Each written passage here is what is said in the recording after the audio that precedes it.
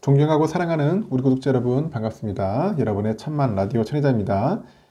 삼성전자에 아주 집착하고 완전 빠져있는 천회장인데 여러분들과 함께 오래오래 하고 싶어요. 삼성에 푹 빠져버리고 싶습니다. 퐁랑 빠져가지고 여러분들과 함께 멀리 가야죠. 앞으로 10년 채웁시다. 이제 3년차야 3년차. 참 시간 빠르다. 3년차. 이제 뭐 삼성에 대해서는 뭐 여러분들 뭐 주구장창 떠들어도 되니까 다들 잘 알아요. 어떻게 요즘 보면은 요즘 우리 웬만한 구독자들은 저보다 더 많이 아는 것 같아요. 삼성전자를 더 많이 알고 있습니다. 더 많이 사랑하고 있고 앞으로도 애틋하게 잘 감싸주면서 한번 오래오래 가봅시다. 여러분에게 내가 들려주고 싶은 이야기가 있어요. 한번 이 이야기를 들어보고 한번 뭔가 느끼는 게 있을 거야.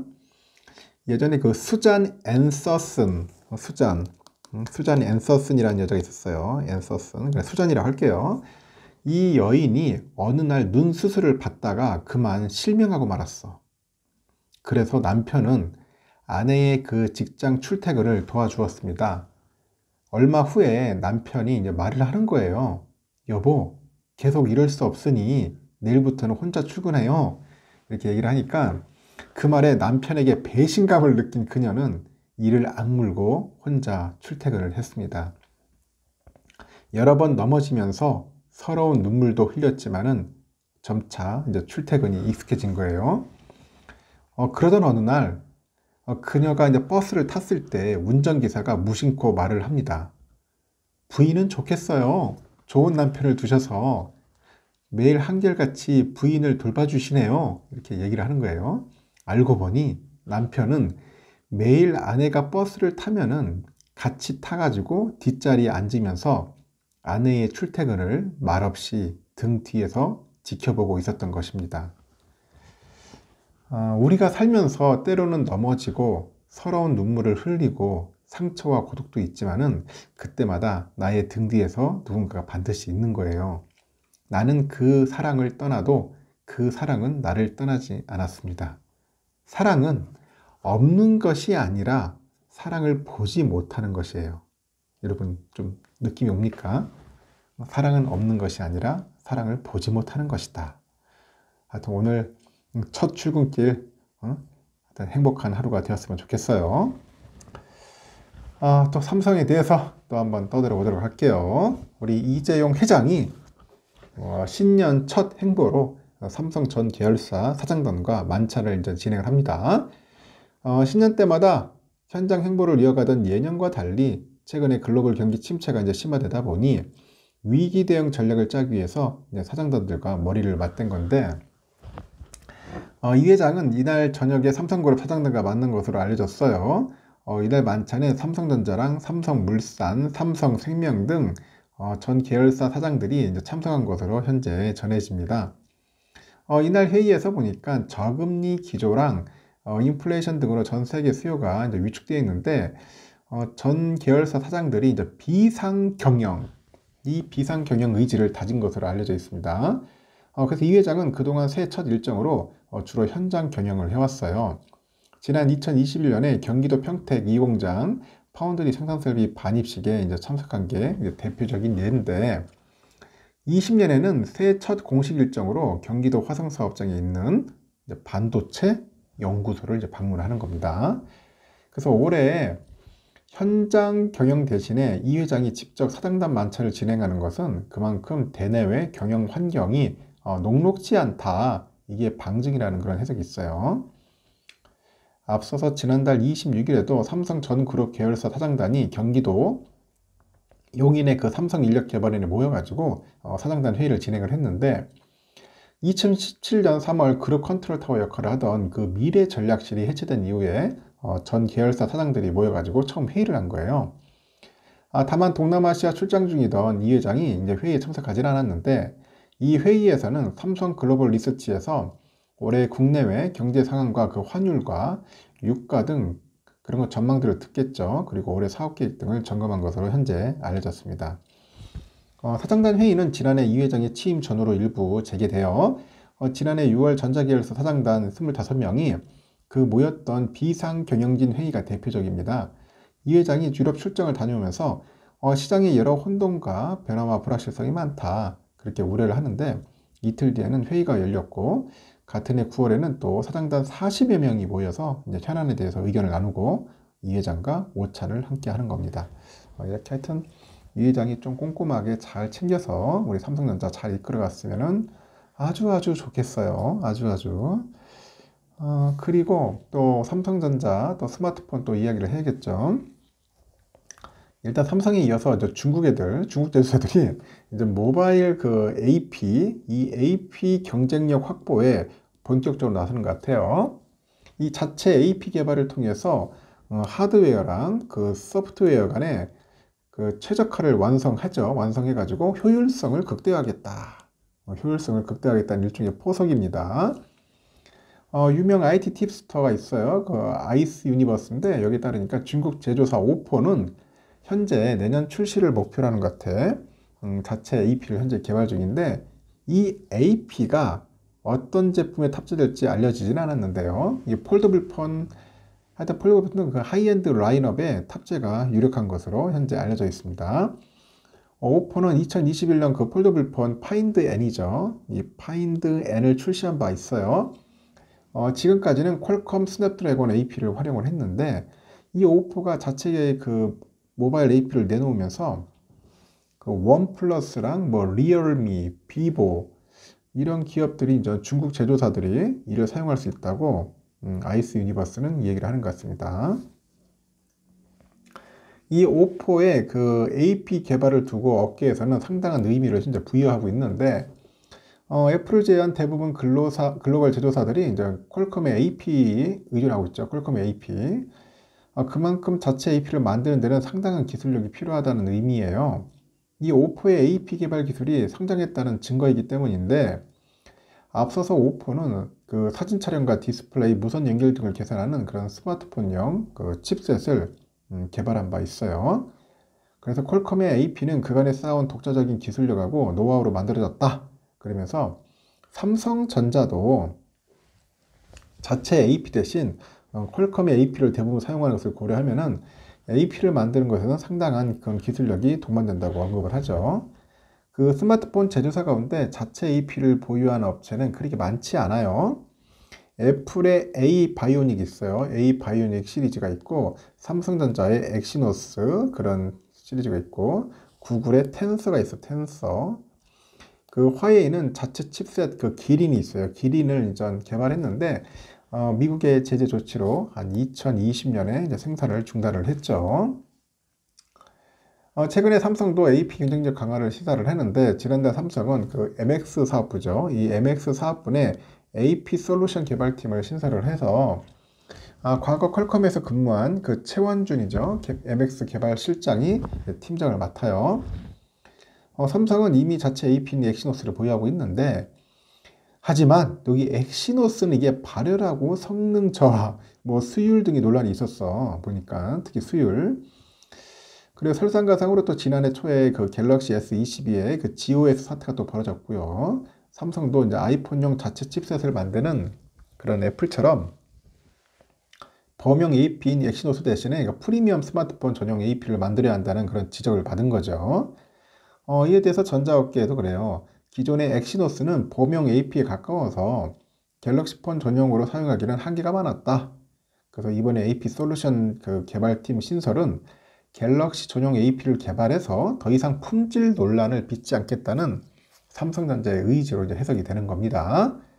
반면에 애플의 AP는 높은 효율성과 소프트웨어, 하드웨어 간의 연계를 갖춘 것으로 현재 평가를 받는데 실제 모바일 기기 성능 비교 플랫폼 긱벤치에 보니까 퀄컴의 최신 칩셋 스냅드래곤 2세대가 싱글 코어 점수가 얼마냐? 1483점이네요. 멀티코어는 4709점을 기록합니다. 애플은 AP A16이 A16 바이오닉이 싱글 코어가 1884점, 멀티코어가 5378점. 그러니까 애플의 칩이 결국은 퀄컴보다 훨씬 낫네요. 보니까 점수가 잘 나오는 것 같습니다. 구글의 자체 AP인 텐서는 2021년 10월 처음 공개됐는데 그 이후로 구글의 스마트폰 픽셀 시리즈에 탑재되어 왔어요. 올 하반기에 출시되는 픽셀 8, 픽셀 8에는 텐서 G3가 탑재될 것으로 현재 보입니다. 상당히 중요합니다. 모바일 AP 잘 만들어야 돼요. 그래서 저는 이런 생각이 들더라고. 요번에 그 솔루션 팀이 있으면은 AP 제대로 만들면은 이런 친구들 막 특진시켜줘야 한다고. 응? 그러니까 애플의 칩과 거의 성능이 유사하더라. 그래서 성능을 뛰어넘다면은 그런 친구들한테는 진짜 말 그대로 막 몇 억씩 주더라도 특별 대우 해준다는 거죠. 아주 중요합니다. 이쪽 부분은 아주 중요하고. 올해 글로벌 폴더블 스마트폰 판매량이 지난해보다 한 50% 이상 급증을 해가지고 한 2천만 대를 넘어설 것 같다. 그런 이야기가 있어요. 특히 초프리미엄 시장에서는 초프리미엄 하여튼 폴더블 점유율이 한 20%를 돌파할 것 같아요. 20%. 삼성전자는 그 폴더블 그 스마트폰 80% 이상을 점유하고 있잖아요. 이 폴더블 디스플레이 시장 점유율은 90%로 뜨는데, 하여튼 폴더블 대세화가 가시권에 들어오면서 약간 애플하고 프리미엄 스마트폰 시장에서 아주 힘겨운 싸움을 벌이고 있어요. 삼성전자가. 그래서 이제 반전의 기회를 잡지 않겠냐. 반전의 기회. 폴더블 쪽에서 그렇게 보고 있는 거죠. 시장 조사기관에서도 2023년 글로벌 폴더블 그 스마트폰 출하량이 2270만 대로 지난해 1490만 대, 여기에서 한 52% 정도 늘어날 것 같다. 지난해 2019년에 갤럭시 폴드가 첫 출시된 후 4년 만에 연간 2천만 대 판매를 돌파하는 것이에요. 그 예상대로 하면은 폴더블 스마트폰 출하량은 2020년에는 350만 대에서 3년 만에 6배 이상 늘어나게 되는 거죠. 특히 폴더블 폰의 성장이 전체 스마트폰 시장 감축 속에서 이뤄지고 있다는 점이 인상적인데, 지난해 스마트폰 출하량은 2021년보다 11% 줄어든 12억 4천만 대, 4천만 대 머문 곳에 불됩니다. 경기 침체와 러시아 우크라이나 전쟁, 중국 코로나 봉쇄 등 그런 악재가 겹친 탓인데, 특히 경기에 예민한 그 서민층 중심으로 스마트폰 교체를 미루면서 중저가 제품의 타격이 큰 것 같습니다. 반면에 상대적으로 경기에 둔감한 그 고가 시장에서는 폴더블폰 입지가 빠르게 넓어지고 있어요. 카운트포인트 리서치에서도 지난해 $1000 이상의 초프리미엄 시장에서 이 폴더블폰 점유율이 두 자릿수를 기록한 데 이어가지고 올해는 한 20%를 돌파할 것이다. 그렇게 분석을 하는데, 업계에서는 올해는 폴더블폰 그 저변이 더욱 넓어지면서 진정한 폴더블 대세화가 이뤄질 것이다. 그런 겁니다. 우선 구글이 올 초에 폴더블폰 픽셀 폴드를 선보일 거예요. 구글이 안드로이드 진영의 표준 폴더블 기기를 내놓으면 폴더블 특화 운영체제 OS랑 그 앱 개발이 더욱 수월해지겠죠. 이미 폴더블 폰을 내놓은 중국 애들이 저렴한 가격에 이제 폴더블 신제품을 출시를 하는데, 이 낯선 폼팩트라는 생각함을 무너뜨려 줄 것이라는 그런 기대감도 있을 거야. 자꾸 만들어 나오면은 익숙해지는 거겠죠. 그래서 23년에는 폴더블 제작사가 이제 늘어날 거예요. 경쟁도 치열해질 거고, 이제 폴더블 대중화의 가장 큰 장벽인 가격이 내려갈 거다. 그 삼성에서도 여러모로 기회 요인이에요. 삼성전자 갤럭시 Z 시리즈는 폴더블 폰의 그 상징으로 자리매김하고 있습니다. 이 중국산 경쟁작 그 등장에도 지난해 전체 폴더블 폰 시장에서 갤럭시 Z 폴드랑 그 플립4 점유율이 80% 안팎을 유지를 하고 있습니다. 더군다나 가장 큰 경쟁사 애플은 폴더블 폰 출시에 기약이 없어. 그 업계에서도 폴더블 그 아이폰 출시가 늦어지면 25년에나 가능하지 않겠냐, 뭐 그렇게 보냅니다. 최근 들어서 아이폰 대신 아이패드에 폴더블을 우선 적용한다는 관측도 나오는데, 프리미엄 스마트폰 시장에서 갤럭시 S가 아이폰과 힘겨운 그 경쟁을 벌이고 있지만은 프리미엄 너머의 프리미엄 프리미엄 너머의 프리미엄이야. 삼성전자가 탄탄히 뿌리 내리고 있다. 이 폴더블의 핵심 기술력인 디스플레이에서도 삼성전자 입지가 탄탄하죠. 삼성 디스플레이는 글로벌 폴더블 디스플레이 공급량 90%가량을 도맡고 있어요. 이는 애플의 그 폴더블폰 출시가 늦어지는 이유입니다. 이 폴더블 패널 생산량이 적어가지고 갤럭시 Z에 공급하기 바쁩니다. 그래서 폴더블폰 제작비에서 패널이 차지하는 비중은 40%가량으로 매우 높아요. 그 삼성 디스플레이 그 모회사인 삼성전자 입장에서도 이 폴더블폰 완제품과 패널 양측에서 시장 확대가 반가울 수밖에 없는 거지. 그래서 이 부분은 내가 볼 때는 폴더블 쪽에 삼성이 막강하다. 저는 그렇게 봅니다. 막강하다. 못 다룰 거야. 힘들 겁니다. 쉽지는 않다. 삼성전자의 그 DX 반도체죠. 이 부분은 사업 간 경계를 뛰어넘는 통합 시너지를 좀 확대를 할 거고요. 미래 신성장 동력 발굴에 현재 중점을 두고 있어요. 우선 그 멀티 디바이스를 기반으로 해서 고객 경험을 혁신해야겠죠. 그 프리미엄 영역에서 리더십을 공고히 한다는 그런 전략을 이제 가지고 있습니다. 또 미래 성장력을 강화해 나간다는데 온라인 채널 경쟁력 강화와 신사업 발굴 등을 중점적으로 추진을 하고 있죠.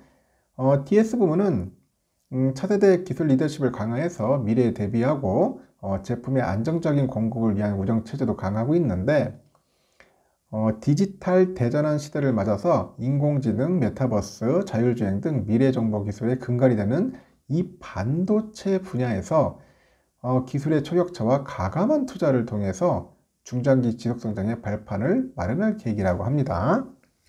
그래서 삼성은 반도체, 바이오, 신성장 IT 등 그 미래 신사업을 중심으로 해가지고 향후 5년간 한 450조 정도 투자 계획을 발표한 바 있어요.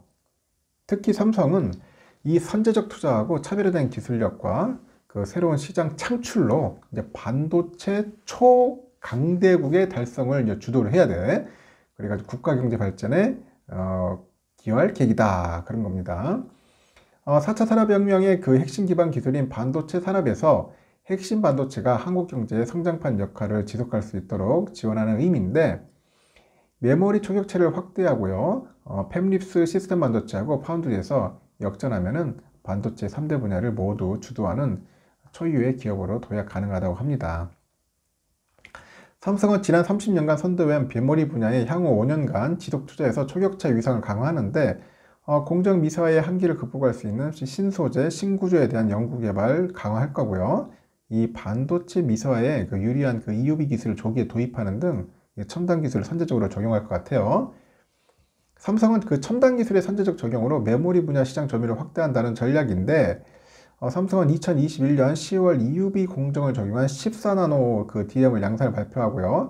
앞선 기술력을 확인합니다. 또 14나노 DRAM 생산에 EUV 장비를 활용하는 레이어를 5개로 확대해서 멀티 레이어 공정을 최초로 사용했죠.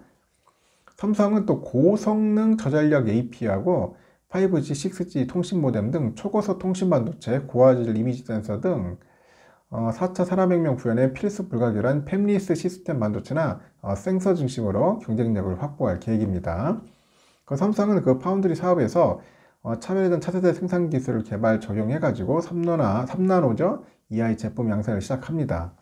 그래서 GAA죠. 이 GA 등을 적용하는 한편에 차세대 패키지 기술 확보로 연산칩과 메모리가 함께 탑재된 융복합 솔루션을 개발해서 업계 선두권 도약의 발판을 마련할 계획인데 삼성은 세계 최초로 GAA 기술을 적용한 3나노 파운드리 공정 기반의 초도 양산을 시작했어요.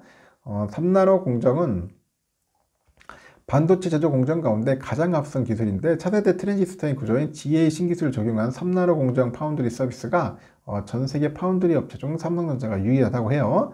삼성은 3나노 공정의 고성능 컴퓨팅용 시스템 반도체를 초도 생산하는 데 이어서 모바일 시스템 온칩 등으로 이제 확대해 나갈 예정이라고 해요. 삼성은 지난해 10월 3일 미국 실리콘밸리에서 삼성 파운드리 포럼 2022를 열어서 팹립스 고객, 협력사, 같은 파트너 등 500여 명이 참여한 가운데 이 파운드리 신기술하고 사업 전략을 공개를 했고 삼성전자는 파운드리 기술 혁신과 응용초별 그 최적 공정을 제공하고 또 고객 맞춤형 서비스 그리고 안정적인 생산 능력 확보 등을 앞세워 가지고 파운드리 사업 경쟁을 강해 나가겠다고 이제 밝힌 겁니다. 일단 삼성은 그 앞선 그 양산 노하우를 기반으로 해가지고 이제 3나노 응용체를 확대하고 있죠. GAA 기반의 공정 기술 혁신을 지속해서 25년에는 2나노, 27년에는 1.4나노 공정을 도입할 계획인데 삼성은 공정 혁신과 동시에 2.5D, 3D, 하여튼 2종 직접 패키징 기술 개발도 가속하는 것 같아요. 특히 3나노의 그 GAA 기술에 삼성 독자의 그 MBC 팻 구조를 적용해가지고 한편으로는 3D IC 솔루션도 제공해서 고성능 반도체 파운드리 서비스를 이제 제공할 계획이라고 합니다. 삼성은 27년까지 선단공장 생산력을 올해 대비 3배 이상 확대해서 고객 수요에 적극 대응할 것 같은데, 삼성은 평택, 화성, 미국 테일러에서 선단공장 파운드리 제조 라인을 운영해요. 그 화성 기흥과 미국 오스틴에서는 성숙 공정을 양산하고 있고, 특히 삼성은 앞으로 쉘퍼스트 라인 운영을 해가지고 그 시장 수요에서 신속하고 탄력적으로 이제 대응할 겁니다. 이 쉘퍼스트는 클린룸을 선제적으로 건설을 해요. 그 향후 시장 그 수요와 연계한 그 탄력적인 설비 투자로 그 안정적인 생산 능력을 확보해서 고객 수요에 적극 대응한다는 의미겠죠. 삼성은 또 미국 테일러 파운드리 1라인에 이어서 투자할 2라인을 쉘퍼스트에 따라서 진행할 계획이라고 합니다. 그 향후 국내 글로벌 라인 확대의 가능성도 이제 밝혀지는 거죠. 하여튼 삼성은 미래 산업 경쟁력을 좌우하는 AI나 차세대 통신, 신성장 IT 분야에서 경쟁력 강화에 집중할 계획인데, AI와 차세대 통신은 4차 산업혁명의 핵심 기술이죠. 그 산업과 사회, 경제 전반의 혁신과 고도화에 좀 기여할 것으로 현재 기대를 하고 있는 것 같습니다.